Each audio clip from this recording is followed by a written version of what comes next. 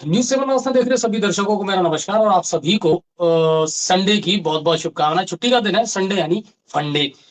कल एक प्रोग्राम हम रात को लेकर के आ रहे थे और टेक्निकल इश्यूज की वजह से वो प्रोग्राम हम पूरा नहीं कर पाए। आप लोगों के भी कमेंट आ रहे थे कि सर आवाज प्रॉपर नहीं आ पा रही है और फिर उसे पोस्टपोन करना हमने उचित समझा।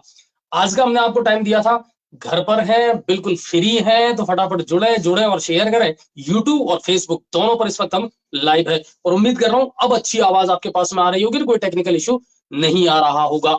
तो बिल्कुल हम भी बराबर चेक कर रहे हैं और हमारी टीम भी चेक कर रही है। अगर कोई ऐसा इश्यू है तो आप कमेंट के माध्यम से मुझे जरूर बताएं।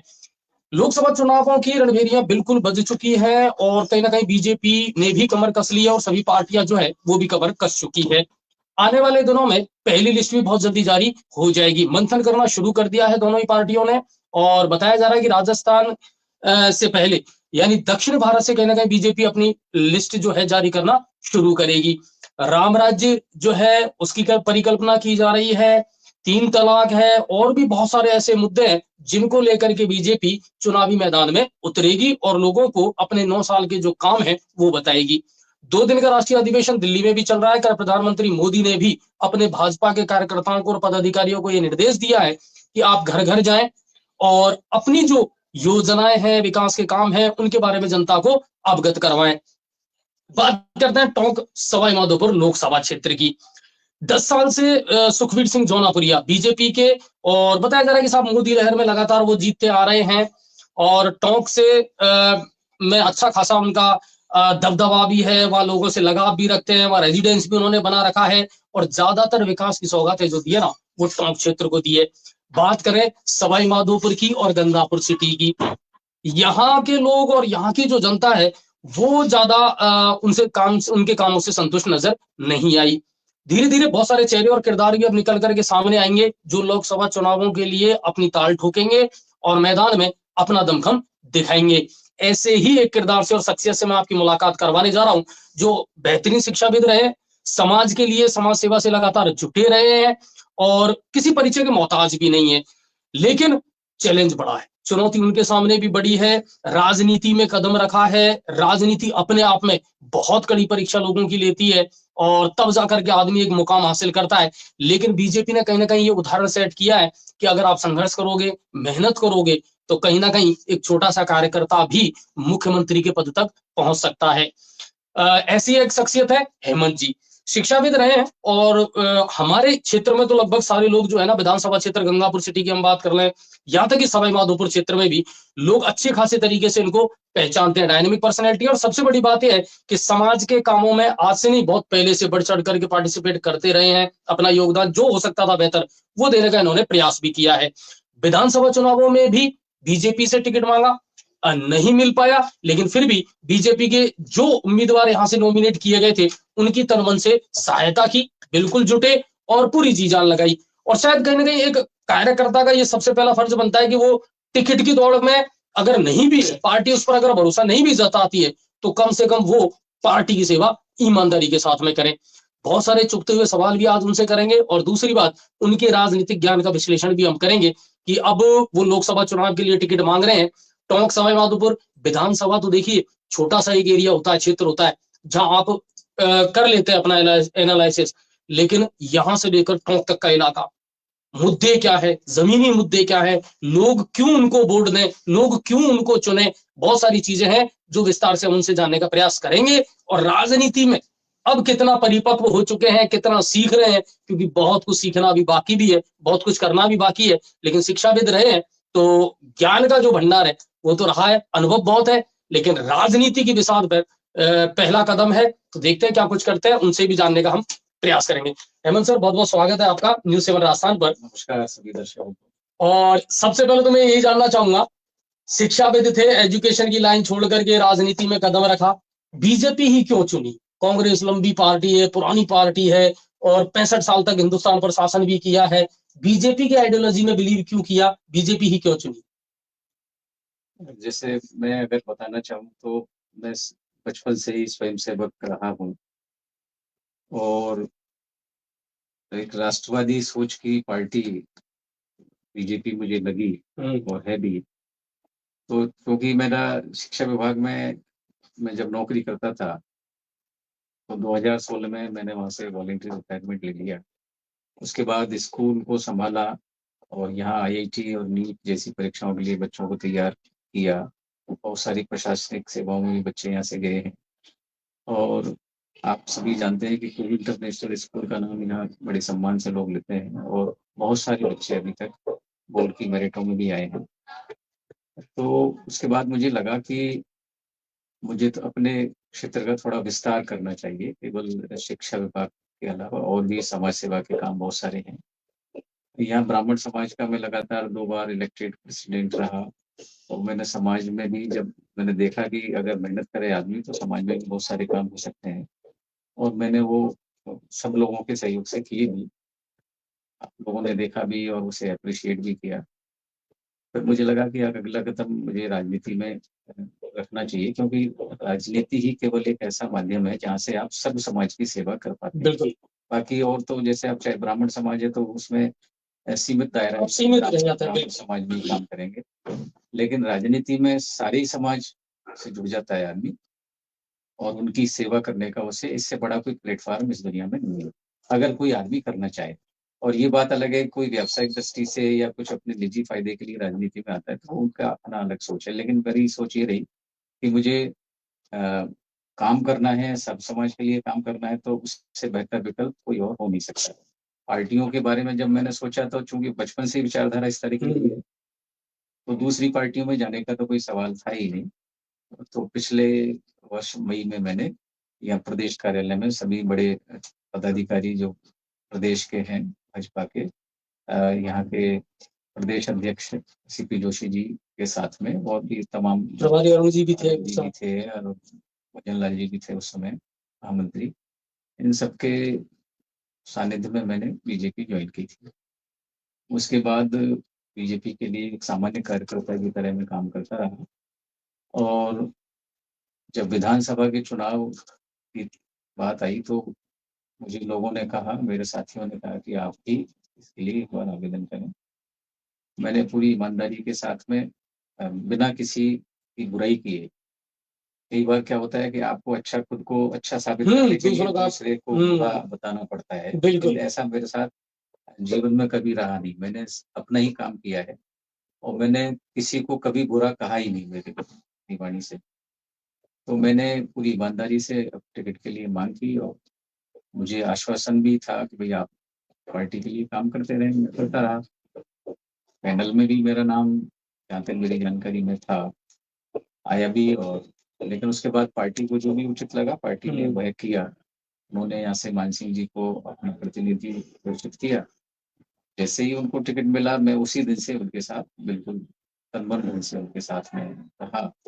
और चाहे पूरा विधानसभा क्षेत्र के गांव हो चाहे शहर के जितने भी पार्टी के कार्यक्रम थे और जो लोगों से संपर्क के कार्यक्रम थे और तो चाहे वो नुक्कड़ सभा के रूप में हो चाहे किसी भी तरह से हो, मैंने पूरी तरह से चुनावी कैंपेनिंग में आप इन्वॉल्व हो गए और उन्होंने मुझे अपने साथ रखा मान सिंह जी ने। और मुझे पर्याप्त उस कार्यक्रम में जाने से मुझे भी लोगों को समझने का मौका मिला। लोगों ने भी मुझे जाना और मेरे कार्य और व्यवहार के बारे में भी लोगों ने देखा। उसके बाद चुनाव हो गए, दुर्भाग्य से यहाँ विधानसभा की सीट हम नहीं जीत पाए, लेकिन फिर भी सम्मानजनक स्कोर रहा। 64,000 वोट तो कोई ऐसे कम नहीं है विधानसभा में। तो वो सब हमारी कार्यकर्ताओं की मेहनत के बूते पर और जो पार्टी की विचारधारा है उसके आधार पर यहाँ वोट मिला। चुनाव के बाद में फिर मुझे लगा कि भाई अब मैं क्या करूं, मतलब पार्टी की सेवा किस तरह से करूं और समाज की सेवा, क्योंकि टोंक सवाई माधोपुर भी सामान्य सीट है। तो फिर मेरे साथी और कार्यकर्ताओं ने और मेरे मित्रों ने कहा कि आपको लोकसभा के लिए भी आवेदन करना चाहिए। तो मैंने उसके लिए भी कोशिश कर रहा हूँ कि भाई अगर पार्टी को लगता है कि मैं उनके मापदंड में बिल्कुल फिट बैठता हूँ, वो उनके मापदंड कई तरह बिल्कुल वो एक बृहद चीज हो गई। वो कोई राष्ट्रीय कार्यकारिणी उसको तय करेगी, माननीय प्रधानमंत्री जी और गृह मंत्री जी प्रमुख रूप से उसके लिए वो देखते हैं हर चीज को। और अगर उनकी नजरों में ऐसा आएगा कि भाई उनको, पहली बात तो ये है कि मेरे संभावना तब बनेगी जब पहले तो जो जौनाप्रिया जी लगातार बुधवार से यहाँ हम्म। सांसद हैं, अगर किसी कारण से उनका स्थान परिवर्तन भाजपा करती है, वही तो उन्हें किसी और जगह से अगर चुनाव लड़ाने का मन अगर पार्टी का बनेगा, तब कहीं जाकर किसी और आदमी की संभावना यहाँ से बनेगी। और उसमें भी मेरी बनेगी या नहीं बनेगी, हाँ, वो ये भविष्य वो के घर में। भविष्य के गर्त में है, वो पार्टी को देखना है। मेरा मेरा मैं तो अपने मन से पूरा प्रयास उस क्षेत्र में कर ही रहा हूँ। और जैसा कि अभी आपने कहा कि यहाँ गंगापुर सिटी विधानसभा में या यहाँ इस क्षेत्र में और सवाई माधोपुर जिले में अ, लगभग सभी लोग मुझे पहचानते हैं, मेरे कार्य और व्यवहार से वो मुझसे परिचित भी हैं। टोंक जो जिला है वो मेरे लिए नया है। हालांकि मैं एक दो बार पहले कभी गया हूँ, लेकिन इस दृष्टि से कभी मैं गया नहीं। और कनेक्ट भी उतना नहीं हो पाया, उतना लोगों से टच नहीं कोई हो पाया। उस तरह के काम भी नहीं होते, कोई संभाग स्तर का कोई काम हो, या हमारे तो जिले तक के काम हुआ करते थे, तो सवाई माधोपुर तक जाने का ज्यादा रहता था। अब मैं टोंक में जो काम, वहाँ टोंक की जो विधानसभाएं हैं चारों, वहाँ मैं जा रहा हूँ और लोगों से वहाँ संपर्क कर रहा हूँ। और उसमें मुझे जो सबसे बड़ी खुशी है वो इस बात की है कि मैंने तो अ, अपनी दावेदारी के लिए 2-3 बड़े अखबारों में विज्ञापन दिया सबसे पहले। उस विज्ञापन को देखकर वहां से सैकड़ों लोगों ने मुझे फोन किए, टोंक क्षेत्र से। टोंक क्षेत्र से, जबकि मैं उनमें से किसी को हाँ, उस उतना समय तक नहीं बिल्कुल जानता था, बिल्कुल। उनके फोन आने तक नहीं जानता था। तो मुझे, और उन्होंने बहुत मुझे अप्रिशिएट भी किया, बहुत सारे लोगों ने कहा कि भाई आपने कम से कम टिकट मांगने का साहस तो दिखाया है सामान्य रूप से, और हम बिल्कुल आपके स्वागत के लिए तैयार हैं, आप आइए, हम लोगों से आपका संपर्क भी करेंगे। और मैं वहाँ गया भी। अच्छा, अभी आप रिसेंटली गए हो? हाँ, मैं कई बार वहाँ जा चुका हूँ। और कॉपर टॉक में भी एक सब समाज के कार्यक्रम में मुझे उन्होंने अतिथि के रूप में बुलाया, जिसमें सभी समाज के लोग थे। और वहाँ करीब 100 लोगों के साथ मेरी बातचीत भी हुई और मेरा परिचय भी हुआ। तो इस तरह से वहीं कुछ मुझे युवा बुला रहे हैं, सभी सभी समाजों के, ऐसा नहीं है कि कोई, क्योंकि यहाँ समाज का तो कोई मतलब नहीं, ही नहीं बिल्कुल। है, यहाँ तो सभी समाज नहीं है। तो सभी समाज के लोगों में, युवाओं में बहुत अच्छा है, मेरे प्रति की सद्भावना है, और वो चाहते हैं कि मैं आगे बढ़ूं और इस क्षेत्र की सेवा करने के लिए मुझे कोई मौका मिले। अच्छा, एक चीज है हेमंत सर, एजुकेशन से डायरेक्ट पॉलिटिक्स में आप आ गए। यहाँ तो काउंटर वाला सिस्टम भी चलेगा। आपको बचाव भी करना है, डिफेंस भी करना है, आपको डिबेट में भी पार्टिसिपेट करना है। कहीं ना कहीं एलिगेशंस बहुत लगते हैं जब आप राजनीति में आते हो, तो आरोप और प्रत्यारोप की राजनीति वर्षों से चली आ रही है, एक परंपरा सी बन गई है। आज बीजेपी पर भी अगर देख लें, राष्ट्रीय नेतृत्व पर भी अगर हम देख लें, मोदी जी पर भी हम देख लें, तो बहुत सारे एलिगेशन ये लगते हैं कि साहब किसी एक पार्टी को या किसी एक धर्म को, एक समाज को लेकर के आगे बढ़ रही है ये पार्टियां। कई तरह के एलिगेशन होते हैं कि साहब रेल बेच दी, बहुत सारे वादे हैं जो पूरे नहीं किए हैं, बेरोजगारी, महंगाई, ये बहुत बड़े मुद्दे हैं। अगर हेमंत जी से एज ए पॉलिटिशियन मैं पूछूं, आप इन चीजों को कैसे काउंटर करते हैं, डिफेंस करते हैं? क्या वाकई में समाज में इन 9-10 सालों में ये चीजें कहां से आ गई कि साहब धर्म की राजनीति आ गई है? अब आप देखिए, सनातन अब बीच में आ गया, फिर राम मंदिर बीच में आ गया। इन मुद्दों को काउंटर कैसे करते हैं कि साहब बेरोजगारी है, महंगाई है, इस पर मोदी सरकार ने कोई काम नहीं किया है? तो इन 5-10 साल का जो शासन है मोदी सरकार का, उसको आप कैसे देखते हैं? देखिए, क्योंकि भाजपा प्रचंड बहुमत से इस समय देश में अपनी सरकार चला रही है, 2014 से ही जो सीन इस देश का बदला है वो हम सब लोग देख रहे हैं। और इस भाजपा की इस प्रचंड बहुमत को देखकर दूसरे लोगों में, पक्ष के लोगों में, उनको पसीना आना स्वाभाविक सी बात है। और आरोप की जहां तक बात है कि लोग कहते हैं कि मोदी जी लोगों को बांट रहे हैं धर्म के आधार पर, तो उसका एक छोटा सा उदाहरण अभी आप देखिए, अभी परसों 3 दिन पहले की बात है, यूएई में, संयुक्त अरब अमीरात में, बिल्कुल। और वहाँ की जो राजधानी है अबू धाबी, वहाँ पर अक्षरधाम मंदिर बनवाया है। और बहुत बड़ा भव्य राम जबकि मंदिर एक बना। मुस्लिम हाँ, देश है, बिल्कुल। और वहाँ के जो राष्ट्रपति हैं उन्होंने ही जमीन भारत सरकार को दी मंदिर मंदिर बनाने के लिए। और तो सिर्फ एक छोटी रिक्वेस्ट पे। छोटी सी रिक्वेस्ट, और वो इतना भव्य मंदिर बनाए, 27 एकड़ जमीन में वो मंदिर बनाए, जिसका उद्घाटन अभी मोदी जी मंगलवार को ही करके आए। तो अब यहाँ कोई ये आरोप अपन समझ सकते हैं कि ये कितना मतलब मिथ्या आरोप है कि वो धर्म के आधार पर लोगों को बांट रहे हैं। तो अगर धर्म की कोई बात होती तो एक मुस्लिम राष्ट्र में वहाँ हिंदुओं का मंदिर कैसे संभव था? वो तो कोई सवाल ही नहीं था। अभी राम मंदिर को लेकर अगर हम बात करें, तो अब जहाँ राम मंदिर बना है अयोध्या में, वहाँ के अगर दूसरे समाज और धर्म के लोगों से आप आज जाकर बात करेंगे तो वो वो इतनी उसके लिए पॉजिटिविटी है उनके दिमाग में। बल्कि वहाँ का मुस्लिम समाज भी बहुत खुश वो है। ये कह रहे हैं कि हमने तो जीवन में मतलब जो सबसे अच्छा हमारा समय है वो अब शुरू हुआ है।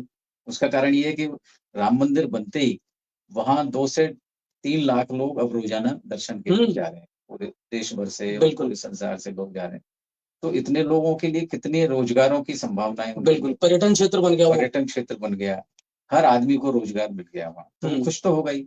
जैसे अब जम्मू कश्मीर की अगर हम बात करें, इतने वर्षों से वो क्षेत्र ऐसा रहा कि वहाँ आतंकवादी साम्राज्य हो, लेकिन जब से सत्ता में भाजपा सरकार आई है तब से आप देखिए वहाँ दोबारा से फिल्मों की शूटिंग होने लगी, बहुत सारी फिल्में अभी लाइन में है वहाँ शूटिंग के लिए, और वहाँ का हर आदमी खुश है क्योंकि उनको वो तो भूखे मरने लग गए वहाँ। जब कोई पर्यटक वहाँ जाएगा ही नहीं, वो तो पर्यटन क्षेत्र खत्म हो गया, कोई पर्यटक नहीं जाएगा तो वो लोग भूखे मरेंगे।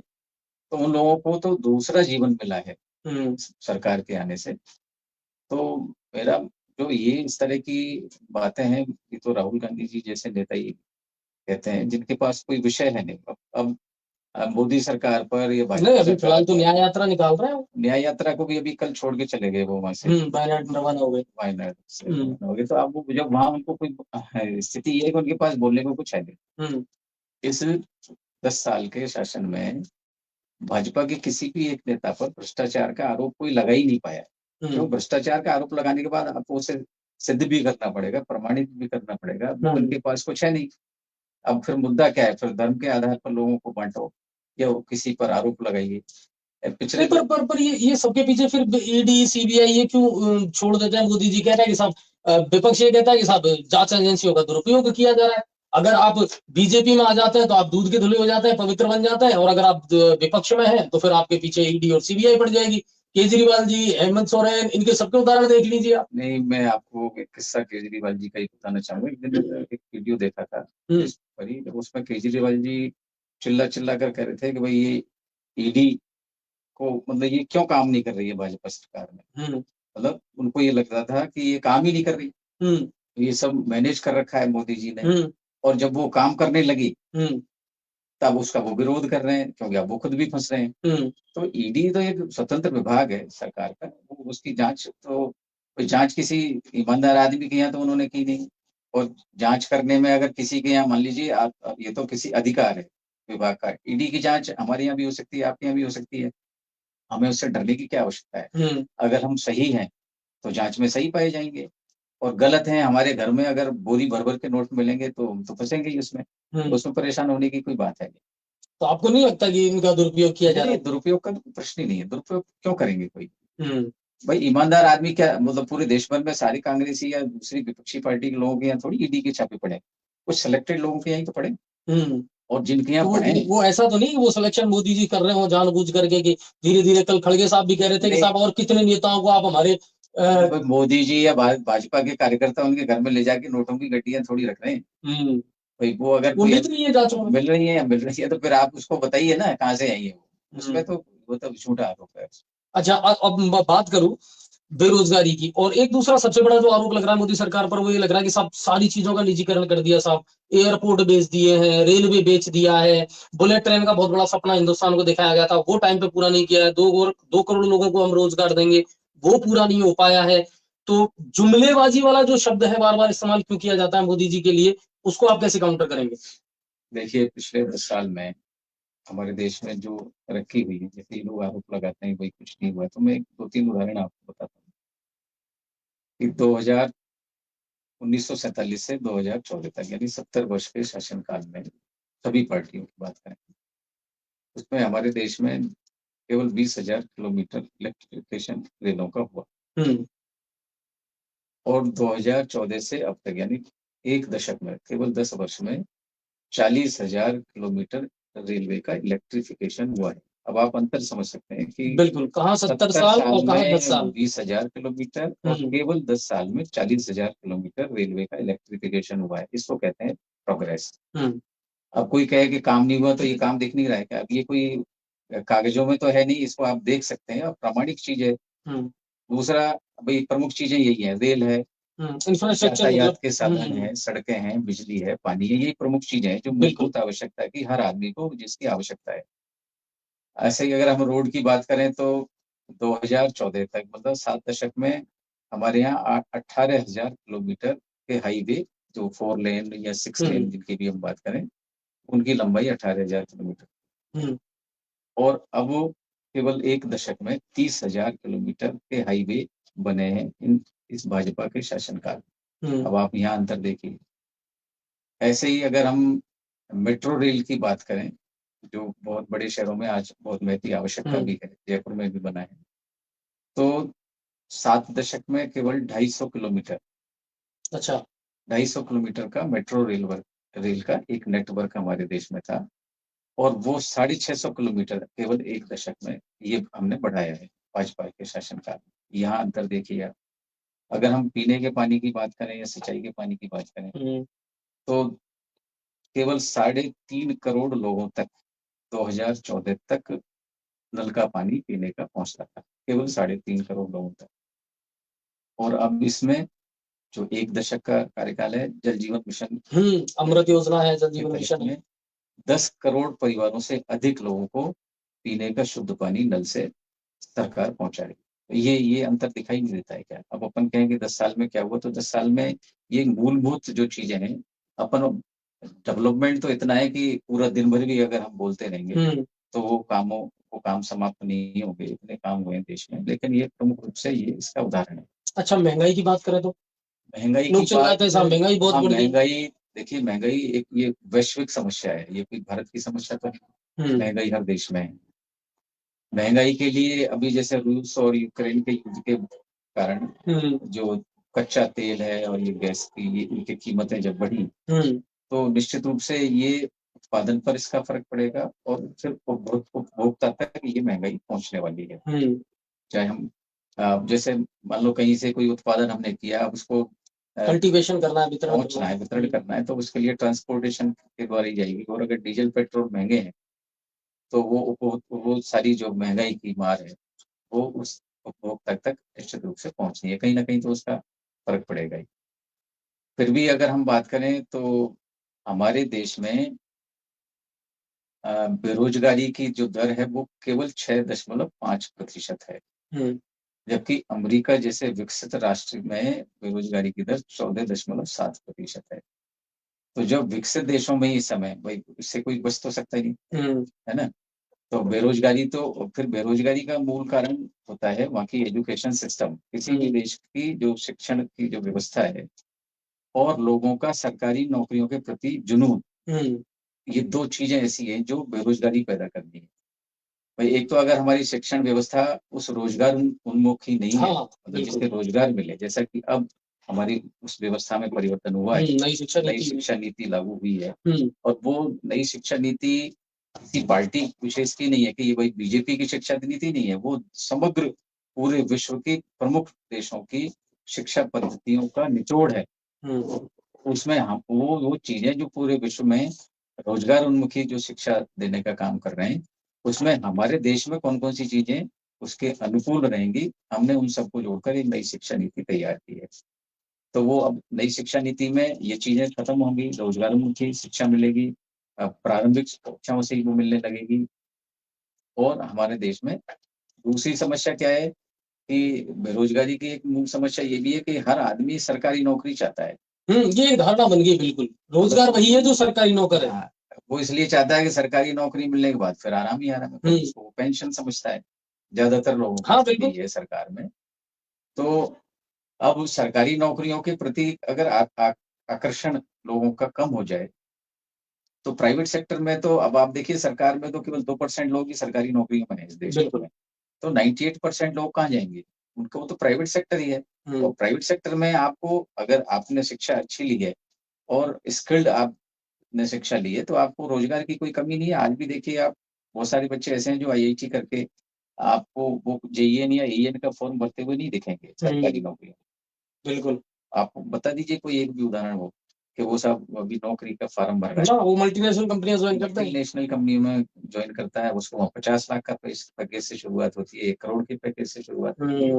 वो 50-60 हजार की नौकरी में क्यों जाएगा? क्योंकि उसे काम करना है, डेवलपमेंट करना है खुद का, अपने परिवार का और देश के लिए उसको वो सेवा करनी है। तो वो सरकारी नौकरी को चुनता ही नहीं है। सरकारी नौकरियों को तो वो चुनते हैं जिन्होंने एक ट्रेडिशनल जो शिक्षा पद्धति है, 3 साल में बीए कर लिया, वो भी 1 वीक सीरीज पढ़ के कर लिया। आप उसने कुछ पढ़ा नहीं, किताबें नहीं पढ़ी है, किताबें उसके पास है ही नहीं।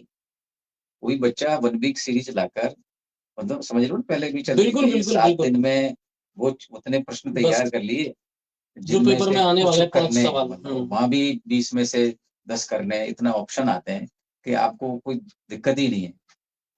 तो ये जो सिस्टम है, अब जब आप ग्रेजुएशन, पोस्ट ग्रेजुएशन और टेक्निकल डिग्री, बीएड, एसटीसी जब आप केवल कागजों में ही कर रहे हो, तो फिर आप कैसे सोच सकते हो कि प्राइवेट सेक्टर में आप वहाँ लाखों का कोई पैकेज आपको मिले। लेकिन जो बच्चे अच्छे से पढ़ते हैं, अब आप देखिए आईआईटी नीट की जो फाउंडेशन की क्लासेज हैं, चाहे वो कोटा की हम बात करें, वहाँ आपको जो शिक्षक हैं इनको पढ़ाने वाले, वो बीएड और एमएड नहीं मिलेंगे आपको। वो आपको आईआईटीएन या मेडिकल के स्टूडेंट ही मिलेंगे जो उनको पढ़ा रहे हैं। बिल्कुल, समझ रहे ना आप? तो हाँ, लोगों ने मेहनत की है, वो इंटेलिजेंट बच्चा है, अपने जमाने में जब पढ़ा तो बिल्कुल वो उस एक्सपीरियंस को लेकर के वहां आया, तभी वो पढ़ा पा रहा है। बिल्कुल, अब वहाँ आपको मेरे ख्याल से तो कोटा में मुश्किल से कोई एक आध बीएड अगर पूरे 2-5 हजार लोगों में मिल जाए पढ़ाने वाला, तो अब आप इसमें अंतर समझ सकते हैं कि हमने शिक्षा किस तरह की ग्रहण की है। जिस तरह की हमारी शिक्षा होगी, जिस तरह जो नॉलेज हमने गेन की है, आउटपुट में हम वही तो दे पाएंगे। हमारे पास जो बच्चे होशियार हैं, उनको आज भी कोटा में भी लाखों रुपए का पैकेज मिलता है उनको केवल पढ़ाने का। बिल्कुल, तो जॉब की कहीं कोई कमी नहीं है, जॉब की कोई समस्या है ही नहीं किसी भी देश में, हमारे देश में भी नहीं है। और फिर भी जैसा मैंने बताया कि हमारे यहाँ बेरोजगारी की दर कोई बहुत ज्यादा नहीं है, अमेरिका की तुलना में आधे से भी कम है। बिल्कुल, तो ये इस तरह के जो आरोप लगाए जा रहे हैं, ये सब केवल राजनीतिक है। और महंगाई की अगर हम बात करें, तो महंगाई में हमने अभी जैसे मैंने बताया कि महंगाई में जर्मनी और इंग्लैंड जैसे देश, जिनमें महंगाई की दर 21% और 19% है, हमारे यहाँ खाद्य महंगाई की दर केवल 4.8% ही है। अब आप अंदाज लगाइए, जो विकसित राष्ट्र हैं, महंगाई तो वहां भी है, लेकिन तो वहां की तुलना में हमारे देश में कितनी कम है, और जबकि पॉपुलेशन सबसे ज्यादा है, सबसे ज्यादा पॉपुलेशन। तो ये तो केवल ऐसी बातें हैं, राजनीतिक बातें हैं। इनको अगर आदमी तथ्यात्मक रूप से कोई बात करे और देखे, तो उसकी समझ में आएगा कि हमारे देश में महंगाई और देशों की तुलना में कितनी कम है, और बेरोजगारी की दर भी दूसरे देशों की तुलना में कितनी कम हुई है। कुल मिलाकर के है कि हाँ, विकास के लिए तो हम अन्य देशों से तुलना करते हैं, लेकिन जब क्रिटिसिज्म की बात आती है, वहां फिर हम अपने देश को लेकर के बैठ जाते हैं। दूसरी बात क्या है कि समय के अनुसार कहीं ना कहीं जो आपकी रूढ़िवादी सोच है ना, उसको भी बदलना पड़ेगा, समय के अनुसार आपको भी अपडेट होना पड़ेगा, क्योंकि एक जैसा समय नहीं रहेगा। और शायद हो सकता है ये जो परिवर्तन का दौर इन दिनों चल रहा है, लोग उसको जल्दी से और आसानी से एक्सेप्ट नहीं कर पा रहे हैं। ये एक सबसे बड़ा मेरे ख्याल से कारण हो सकता है इन चीजों का। बाकी राजनीति में आरोप और प्रत्यारोप तो लगेंगे और चलते रहेंगे। बात करते हैं अब असली मुद्दे की, टोंक और सवाई माधोपुर लोकसभा क्षेत्र की। हेमंत जी, अब आप यहां से दावेदारी दिखा रहे हैं और लगातार अब आप संपर्क में भी जुड़ चुके हैं, टोंक में भी अब आपको लोग जानने और पहचानने लगे हैं, वहां भी अब लगातार आपके दौरे हैं और अब भी आप लगातार वहां जाएंगे। टोंक और सवाई माधोपुर एक थोड़ा सा विस्तारित हो गया, 2 जिलों का एक मामला पड़ जाता है, गंगापुर सिटी भी नया जिला बन गया है। अगर देखा जाए तो यहाँ हमारे इस लोकसभा क्षेत्र में रोजगार को लेकर के, पर्यटन को लेकर के कितनी संभावनाएं हैं, और आप क्या दिमाग में एक विजन रखते हैं कि हाँ, अगर इस सेक्टर में यहाँ काम किया जाए तो बहुत कुछ रोजगार भी उपलब्ध हो सकता है, पर्यटकों को भी हम ला सकते हैं, और दूसरी बात हमारे क्षेत्र का हम विकास भी कर सकते हैं। क्या विजन है टोंक और सवाई माधोपुर, अगर दोनों को देखें आपके दिमाग? देखिए, टोंक सवाई माधोपुर जिले में सबसे बड़ी समस्या तो थी सिंचाई के पानी की और पीने के पानी, जो ईआरसीपी ने अब उसको पूरा कर दिया जी। ये पूर्वी राजस्थान के जो 13 जिले हैं जो इस बात के लिए संघर्षरत थे, और दुर्भाग्य से मध्य प्रदेश सरकार ने उस पर काम नहीं किया ईआरसी पर, और वो बहाने लगाते रहे, उसमें रोड़ा अटकाते रहे। लेकिन अब जब ट्रिपल इंजन की सरकार बनी देश में, मध्य प्रदेश में भाजपा सरकार, राजस्थान में भाजपा और केंद्र में भाजपा सरकार, इस ट्रिपल इंजन की सरकार ने बनते ही आप देखिए कि सबसे पहला काम ये बिल्कुल तीनों एक टेबल पर बैठे और तुरंत एक ही दिन में वो हो गया। तो अब जो मूल समस्या पानी की थी, वो तो इस क्षेत्र की लगभग समाप्त होने वाली है कुछ ही समय में। बाकी यहाँ रोजगार की अगर हम बात करें तो ये धार्मिक कॉरिडोर अगर इस पूरे क्षेत्र को बनाया जाए, जैसे आप देख रहे हैं कि काशी में धार्मिक एक कॉरिडोर बन गया है, अयोध्या अपने आप में है ही, बिल्कुल, और उज्जैन में भी बन उज्जैन गया। में भी है। तो जैसे ये चीजें डेवलप हुई हैं, तो आप देखिए कि लाखों लोग वहां रोजाना दर्शन के लिए या पर्यटन के लिए वहां लोग आ रहे हैं। तो यहाँ हमारे क्षेत्र में भी बहुत सारी चीजें ऐसी हैं, जैसे अगर हम टॉप से ही बात करने लगे तो यहाँ अ, शिवाड़ में जैसे अपने पास बिल्कुल है, चौथा माता का है। महादेव हैं, जिनको 12वां ज्योतिर्लिंग हम कहते हैं। रणथंभौर टाइगर प्रोजेक्ट विश्वविख्यात जगह हमारी है।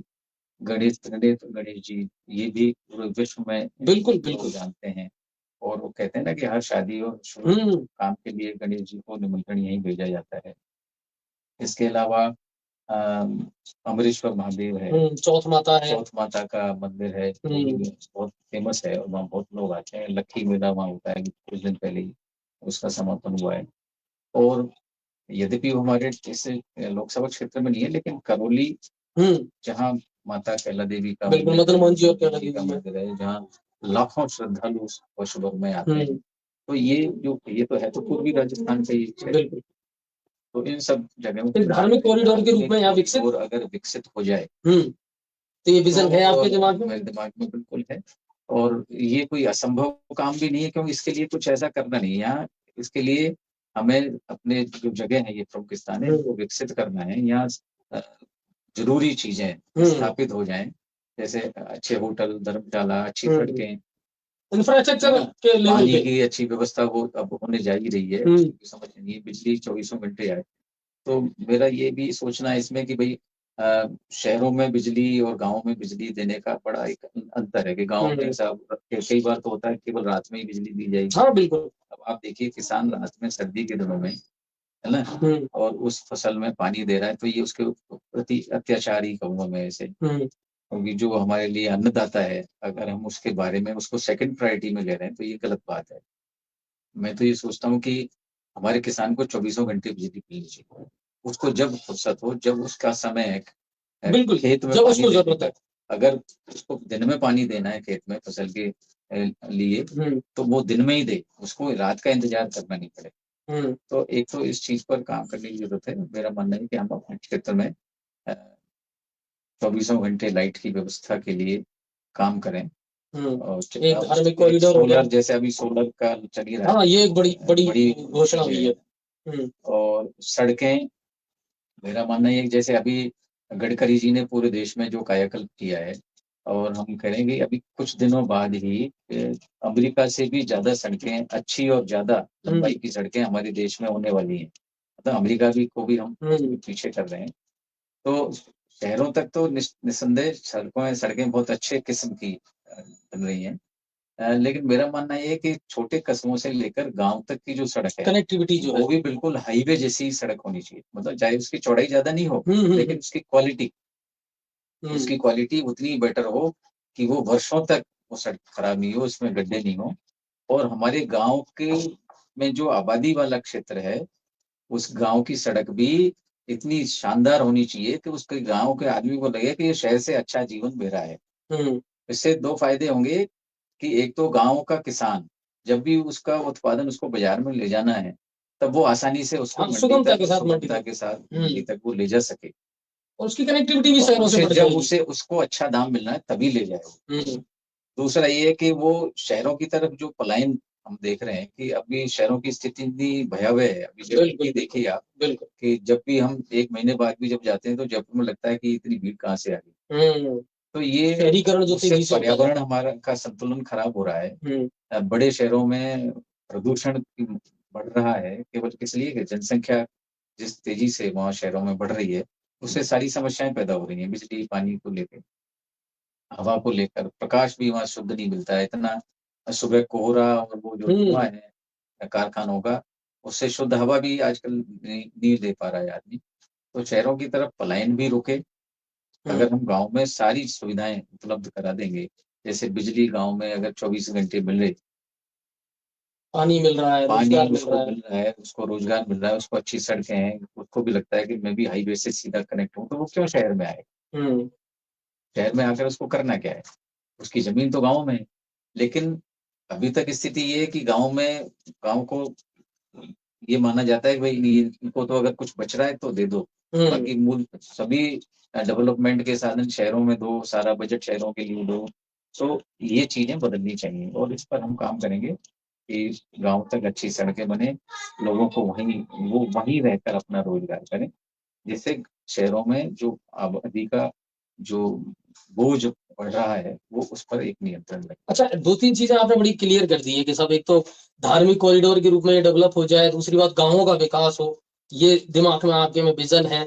किसानों के लिए आपने सोचा कि नहीं, किसान को पर्याप्त मात्रा में अगर बिजली और पानी, सिंचाई के लिए सब कुछ मिले, तो वो शायद पलायन करना जो है उसका वो रुक जाएगा और उसकी कहीं न कहीं इनकम भी बढ़ेगी। 2-3 चीजें ऐसी और आ रही हैं अभी दिमाग में जो चल रही है और जो बड़ा मुद्दा भी बन रहा है। आपने कहा कि जनसंख्या जो है वो बहुत तेजी से बढ़ रही है। आने वाले दिनों में क्या मोदी सरकार जैसे यूसीसी लेकर के आ रही है, सीएए लेकर के आ रही है, हो सकता है आने वाले दिनों में फिर जनसंख्या नियंत्रण को लेकर के भी एक कानून बना दिया जाए। शिक्षाविद भी आप रहे हैं, तो आप ज्यादा बारीकी से इन चीजों को समझते होंगे कि क्या किसी एक धर्म को टारगेट करके ही ये कानून बनाए जा रहे हैं, या ये ओवरऑल डेवलपमेंट के लिए बहुत जरूरी है, इन कानूनों का आना बहुत जरूरी है? क्या समझते हैं आप?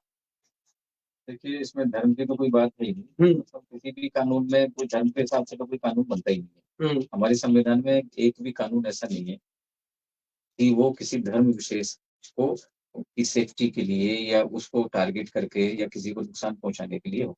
सबको सभी समान रूप से सारी व्यवस्थाएं लागू होती हैं।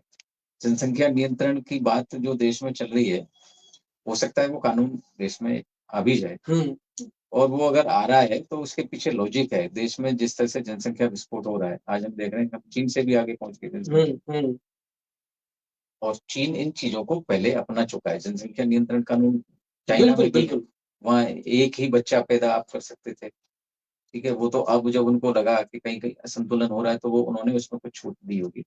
लेकिन जनसंख्या विस्फोट तो सभी के लिए घातक है, किसी धर्म विशेष के लिए तो है नहीं, और या किसी धर्म विशेष में उसको किसी को कोई फायदा भी होने वाला नहीं है, ना किसी को नुकसान होने वाला है। तो कानून बनेगा तो सभी के लिए है, वो तो हिंदुओं के लिए भी है, मुस्लिम के लिए भी है, सिख के लिए भी है, ईसाई के लिए। इसमें किसी को इसके बारे में अगर कोई मानता है तो उसको व्यक्तिगत कारण होंगे, उसको कैसा। और यूसीसी को लेकर के अल्लाह क्यों मच रहा है? अभी उत्तराखंड में पहला राज्य बन गया जिसने लागू कर दिया, ये बिल पेश हो गया कि यूनिवर्सल जो सिविल कोड। यूसीसी कानून तो हमारे देश के उन विस्थापित लोगों के लिए जो दूसरे देशों से यहाँ आके रह रहे हैं, उनको नागरिकता देने के लिए है। इसमें बुराई क्या है? उसमें तो सभी लोग, सभी धर्मों के लोग हैं। इससे इससे कुछ लोग, ये परेशानी उन लोगों को हो रही है जिनको कुछ ऐसा खतरा लग रहा है कि उन्होंने शायद कुछ गलत काम कर रखे होंगे, उनको वो क्राइटेरिया में आ रहे होंगे। तो इसमें भी कोई परेशान होने की आवश्यकता नहीं है, ये तो सभी लोगों के लिए है और होना भी चाहिए। भाई, हमारे देश के जो लोग जो हमारे देश में यहाँ विस्थापित की तरह वहाँ रह रहे हैं और उन कैंपों में रहने, उनको आज तक नागरिकता नहीं मिली, जिसमें हमारे वो तो अपने देश के ही लोग हैं, तो उनको तो मिलनी चाहिए, इसमें कहाँ दिक्कत है। अच्छा, और जो किसान अभी शंभू बॉर्डर पर आंदोलन कर रहे हैं, हंगामा कर रहे हैं, लगातार कह रहे हैं कि साहब केंद्र सरकार सुन नहीं रही है, संवेदनशीलता जो है प्रधानमंत्री नहीं दिखा रहा है। 4 दौर की वार्ता हो चुकी है, आज भी वार्ता होगी। कौन है ये किसान और किस तरह की मांगे कर रहे हैं? पहले चलो 3 कानून आपने वापस ले लिए, फिर अब नई मुद्दे लेकर के ये लोग सामने आ गए और फिर कह रहे हैं कि साहब किसानों की हितैषी सरकार है। एक तरफ देखा जाए तो सम्मान निधि योजना भी केंद्र सरकार ने लागू की थी किसानों के लिए, तो फिर ये किसान कौन है? आप भी समझ रहे हैं ये कौन से किसान है? वहाँ मर्सिडीज लेके जा रहे हैं। तो मैंने कल एक फोटो में देखा, उसमें एसी भी रखा हुआ था, बिल्कुल ट्रॉली पर, है ना। तो ये कौन से किसान है ये आप समझ रहे होंगे। ये वो किसान तो है नहीं जिनको किसान सम्मान निधि का वो 8,000 रुपये साल का चाहिए। अभी सरकार ने 6,000 से 8,000 रुपये भी किया है। ये केवल अब चूंकि लोकसभा चुनाव आ रहे हैं, तो ये सब उससे रिलेटेड है, वो फंडा है कि बीजेपी को किसी भी तरह से, भाई अब मैंने पहले भी कहा ना, कोई मुद्दा कुछ है ही नहीं। नहीं, वो बात सही है, बिल्कुल सही आप कह रहे हो।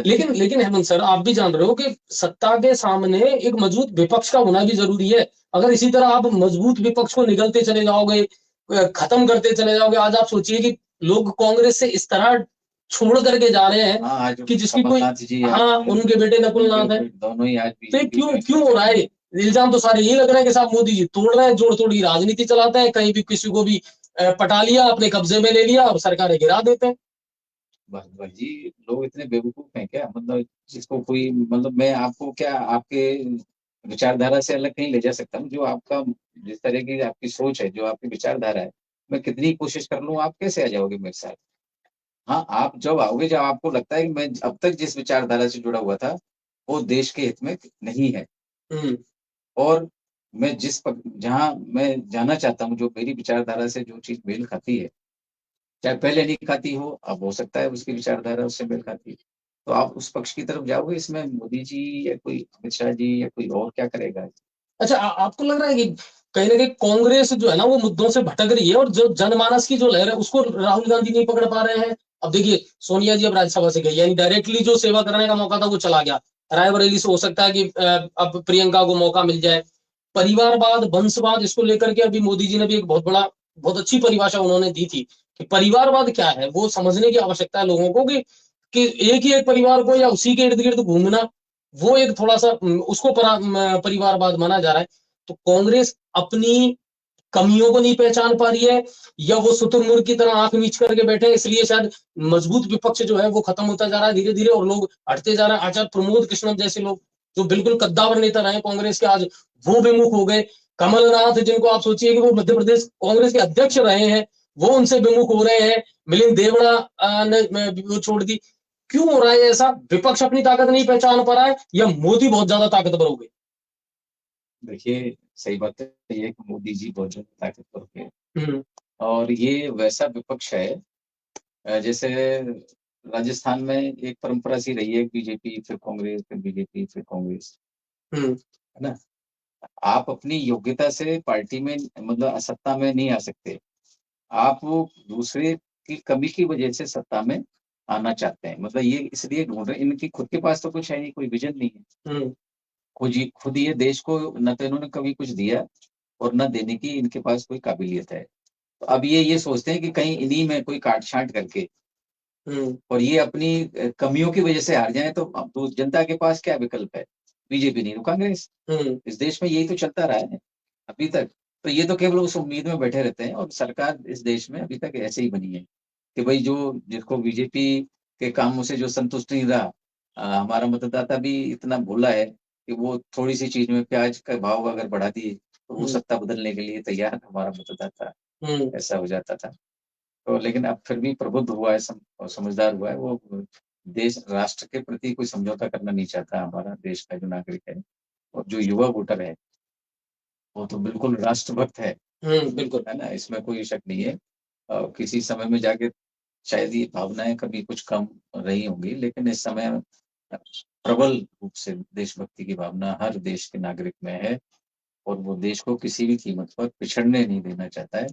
और जो मोदी जी का जो विजन है 2047 तक विकसित भारत का, उसमें हर देश का नागरिक अपना योगदान देने के लिए तत्पर बैठा हुआ है।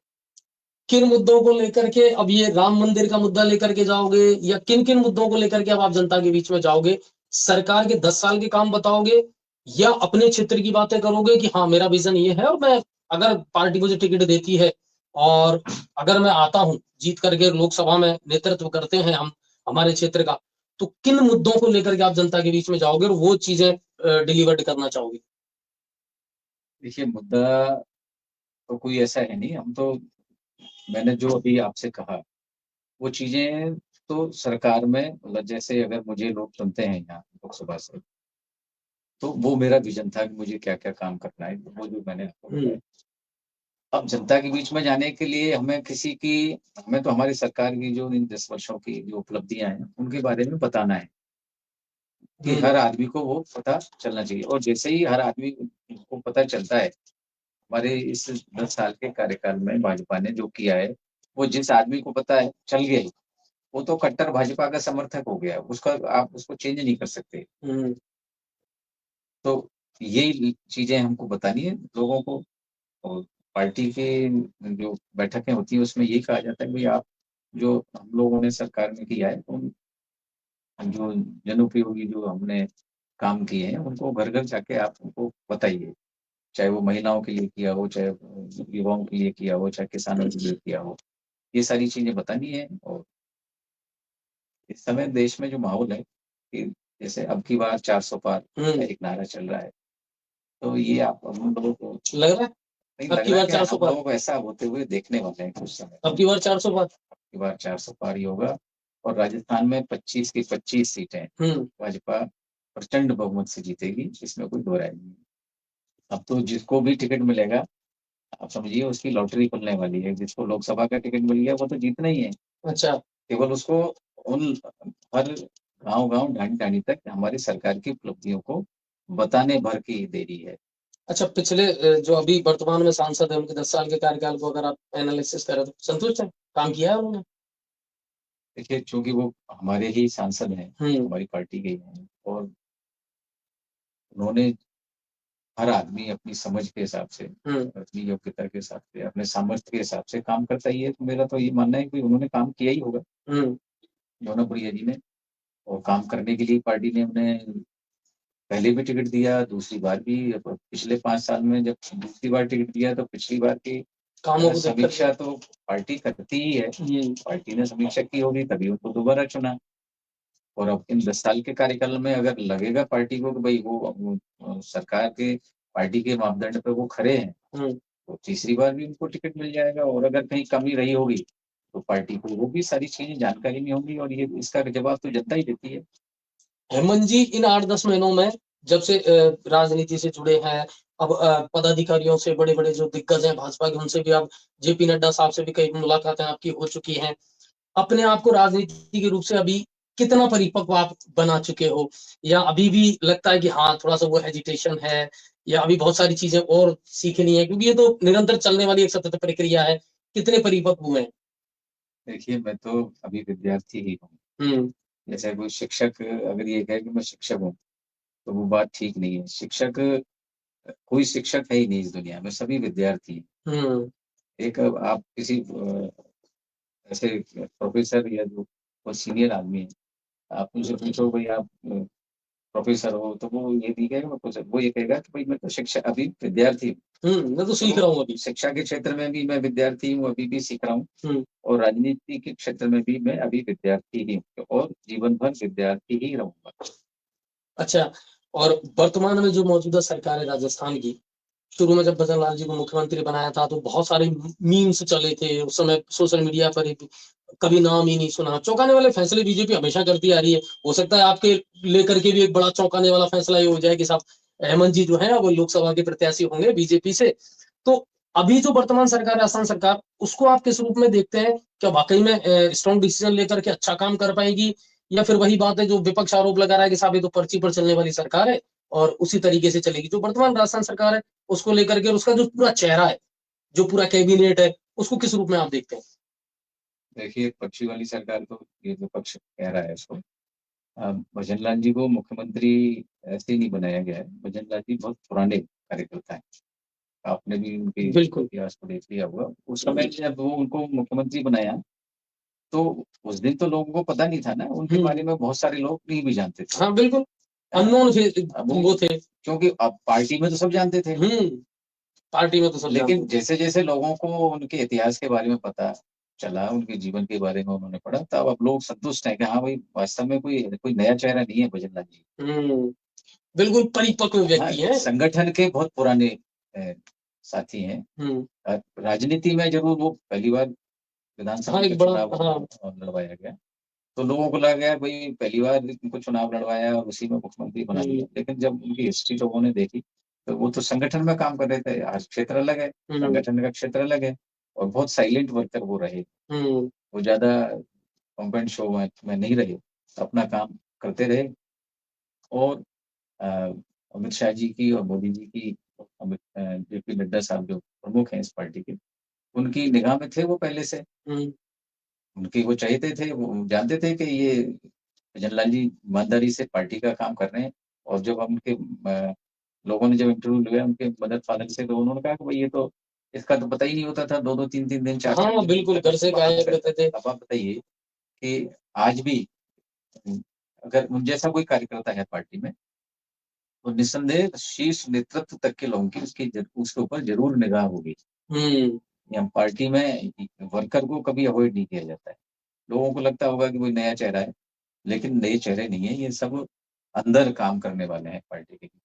अच्छा, अभी और ताबड़तोड़ डिसीजन जो हो रहे हैं, हाँ, देख रहे हैं, आप देखिए स्ट्रॉन्ग डिसीजन ले रहे हैं, स्ट्रॉन्ग डिसीजन हो रहे हैं, है ना, भ्रष्टाचार भ्रष्टाचार के खिलाफ, महिलाओं की सुरक्षा को लेकर, और ERCP का मुद्दा देखिए आप, 1 सेकंड में ही हल हो गया। इसके लिए आंदोलन हो रहे थे जगह जगह, तो काम हो रहे हैं। और कई बार क्या है कि आपको अगर ठोस काम करना है, कार्य योजना बनानी है, थोड़ा सा समय उसके लिए लगता है, आपको कार्य योजना बनानी पड़ेगी। अब तो पार्टी में बहुत सारे चेहरे नहीं भी हैं, मंत्रिमंडल में हम देख रहे हैं, उनके पास अभी उस तरह का अनुभव नहीं है, लेकिन ईमानदारी से काम करने वाले लोग हैं। तो मजबूत आधारशिला तैयार करके फिर अपने अपने विभागों का ये काम करेंगे, और हम सबको इस देश को प्रगति के पथ पर होते हुए देखना है। तो देखिए, हेमंत जी से बहुत सारे मुद्दों पर बात हुई, बहुत सारे ऐसे सवाल थे जो शायद इन्होंने भी नहीं सोचे थे कि हाँ, मुझे इन चीजों के बारे में जवाब देना पड़ेगा। लेकिन शिक्षाविद रहे हैं तो ज्ञान का भंडार तो है ही, और अनुभव जो आया है वो है। दूसरी बात यह है कि अब लगातार पार्टी से जुड़े हुए हैं, पार्टी के बड़े बड़े पदाधिकारियों के साथ उठना बैठना है, तो उस चीज से अब कहीं ना कहीं समझ भी बन रही है। वो जो मैच्योरिटी, पॉलिटिकली मैच्योरिटी आनी चाहिए थी, वो भी अब आ रही है। कहीं ना कहीं काउंटर करना भी बहुत कुछ अच्छा सीख गए हैं। दूसरी बात, पूरा विश्लेषण जो है वो पार्टी का वो भी रख रहे हैं, और टोंक सवाई माधोपुर लोकसभा क्षेत्र से अब बीजेपी से अपनी दावेदारी जता भी रहे हैं।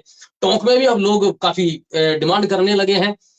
हमारे पास भी लगातार इस तरह की खबरें आती हैं, और अब वहां भी ये लोगों से मिल रहे हैं, जा रहे हैं, अपनी बात लोगों के सामने रख रहे हैं। और सबसे बड़ी बात है, शिक्षा विभाग से आए हैं तो कहीं ना कहीं वो विजन दिमाग में है ही कि एजुकेशन सेक्टर में क्या कर सकते हैं, पर्यटन के क्षेत्र में हम क्या कर सकते हैं, धार्मिक कॉरिडोर के रूप में अपने क्षेत्र को कैसे डेवलप कर सकते हैं। तो इन चीजों को लेकर के भी इनका विजन चल रहा है, और उम्मीद यही कर रहे हैं कि कहीं ना कहीं पोर्टफोलियो इनका देख करके पार्टी और इन पर भरोसा जताएगी, और फिर आगे उम्मीद यही करेंगे कि तन मन से लोग इनके साथ में जुटेंगे। और जाते जाते एक सवाल जरूर पूछूंगा, अगर पार्टी ने भरोसा नहीं जताया और किसी और चेहरे पर दाव लगाया, तब हेमंत जी की भूमिका क्या रही? अभी आपने विधानसभा चुनाव में देखा ही होगा, पार्टी ने टिकट मुझे नहीं दिया, तो मैं उसी दिन से हमारे जो मान सिंह जी हैं, जिनको पार्टी ने प्रत्याशी बनाया, उनके साथ ही रहा मैं, जब तक पूरा चुनाव नहीं हो गया। मैं एक दिन भी उनसे अलग नहीं हुआ। तो यही अब भी करूंगा। अगर पार्टी मुझे उपयुक्त नहीं समझती है और किसी भी साथी को टिकट देती है, उसके साथ तन मन धन से उसका सहयोग करूंगा, जब तक कि पूरा चुनाव नहीं होगा। चलिए, और जनता को क्या मैसेज देना चाहेंगे? किस चीज पर जनता बिलीव करे? जनता से तो मैं यही कहना चाहूंगा कि भाई अभी लोकसभा चुनाव आने वाले हैं, और आप सब लोग जिस तरह से भाजपा के समर्थन में काम कर रहे हैं, और एक खास जरूरी बात जो अभी आपने कही, मैं ये जरूर कहना चाहूंगा कि इस समय देश में विपक्षी पार्टियां एक ऐसा माहौल बना रही हैं, एक ट्रेंड चल रहा है कि आएगा तो मोदी ही। जैसे 2004 में जब अटल बिहारी जी की सरकार चली गई थी, तो वो ओवर कॉन्फिडेंस वही वाला था। उस समय पूरे देश में एक माहौल बनाया गया था कि आएगी तो वाजपेयी, आएगी तो अटल जी की, है ना। ऐसी स्थिति में क्या होता है कि जो हमारा मध्यम वर्गीय जो वोटर है, मिडिल क्लास जो वोटर है, वो नींद में सो जाता है। मतलब अब जैसे माहौल पूरे देश में क्या बनाया जा रहा है, आएगा तो मोदी। ये एक जानबूझकर एक वातावरण निर्माण किया जा रहा है विपक्षी लोगों के द्वारा। इसको समझने की जरूरत है हमें। अच्छा, इसलिए समझने की जरूरत है कि जैसे 2004 में हो गया, ऐसा नहीं हो शाइनिंग इंडिया भी चला था उस है ना उस समय। तो अब मेरा तो सभी देश के नागरिकों से ये कहना चाहूंगा कि आप बीजेपी के प्रबल समर्थक हैं, लेकिन अगर आप घर में ही बैठे रहे और आप वोट देने नहीं गए, तो आपका प्रबल समर्थक होने का कोई मतलब नहीं है। आप उस जोश में, जैसे एक छोटी सी कहानी है कि एक बार किसी देश में, राज्य में अकाल पड़ गया, तो वहां के राजा ने पूछा किसी ज्योतिषी पंडित से कि भाई क्या हो गया, तो उन्होंने कहा भाई कुएं में हर घर से एक लोटा दूध का डालो, तो ये अकाल खत्म हो जाएगा। तो लोगों में ये वो करवा दी गई। तो अब सब लोगों ने सोचा भाई एक एक लोटा दूध डालना है, तो जैसे कोई एक व्यक्ति ने सोचा कि यार बाकी सब लोग एक एक लोटा दूध डालने, मैं एक लोटा पानी डाल देता हूँ। अच्छा, इसको क्या पता चलेगा। ठीक है, और यही बात सबने सोच ली। तो दूसरे दिन जब उसमें कुएं में दूध की जगह सबने एक एक लोटा पानी डाला, बाद में देखा तो उसमें दूध था ही नहीं। तो वो जो यज्ञ जिस तरह से जो करवा देते हैं ना वो पंडित जी, वो फेल हो गया। तो यहाँ ये समझने वाली बात है कि हर आदमी को लग रहा है मोदी जी आएंगे, मोदी जी आएंगे, और अब मेरे एक वोट से क्या फर्क पड़ेगा यार, बाकी सब तो दे ही रहे हैं। तो ये और फिर हर एक आदमी ने अगर ये सोच लिया, वो विपक्षी लोग यही तो चाह रहे हैं कि हर आदमी ये सोच ले भाई मोदी तो आ ही रहा है यार, भाजपा आ ही रही है, अब अपन तो अपना काम तरीके से माइंड गेम, आज अपन इसको पिकनिक पे ही चलो ना, क्या दिक्कत है, आज छुट्टी तो है ही, या फिर टीवी देखो दिन भर, या कहीं कोई पार्टी वार्टी करो। वोट देने की जरूरत कहाँ है जब यार इतनी प्रचंड बहुमत से 400 सीटें बीजेपी की आ रही हैं, तो मेरे एक वोट से क्या होने वाला है।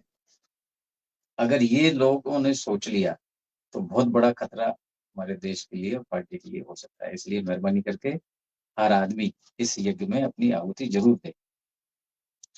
तो कुल मिलाकर के यह है कि घर पर बैठे ना रहे, और हमारे देश की सबसे बड़ी विडंबना यही रही है कि हम लोग घर से बाहर नहीं निकलते, और वोटिंग परसेंटेज हालांकि अब थोड़ा थोड़ा समझने भी लगे हैं और वोटिंग परसेंटेज बढ़ भी रहा है, लेकिन फिर भी आप लोकतंत्र के वो सच्चे सिपाही हैं जहां से लोकतंत्र शुरू होता है। अगर लोकतंत्र में जनता ही आगे नहीं आएगी तो फिर काम कैसे चलेगा। अपने मत का इस्तेमाल करें, किसी के भी पक्ष में करें वो मायने नहीं रखता, लेकिन सबसे बड़ी बात है अपने मत का इस्तेमाल जरूर करें। लोकसभा चुनावों की रणभेरियां बिल्कुल बज चुका है, सब लोग अब धीरे धीरे मैदान में सामने आएंगे, अपने अपने विजन लेकर के आएंगे, सबकी अपनी अपनी सोच और विचारधारा है। अब आपको तय करना है कि आप अपना मुस्तकबिल कौन चुनते हैं, ये आप पर निर्भर करता है। इसी तरह की जो शख्सियत है उनसे आपकी मुलाकात हम करवाते रहेंगे, और उम्मीद करता हूँ आज का आपका संडे जो है ना वो मैंने मजेदार बना दिया होगा, और इसको शेयर ज्यादा से ज्यादा करना। हालांकि यूट्यूब और फेसबुक दोनों पर हम लाइव थे और आप लोगों ने भी जम करके शेयर किया होगा। बिल्कुल, जो भी इस तरह के उम्मीदवार होंगे, इस तरह की शख्सियत होंगी, उनसे भी आने वाले दिनों में हम आपको रूबरू जरूर करवाया करेंगे। आपका बहुत बहुत धन्यवाद, बहुत बहुत शुक्रिया, और अहमद जी आपका भी बहुत बहुत धन्यवाद। नमस्कार, धन्यवाद। अब आपके शहर गंगापुर सिटी में चिकित्सा के क्षेत्र में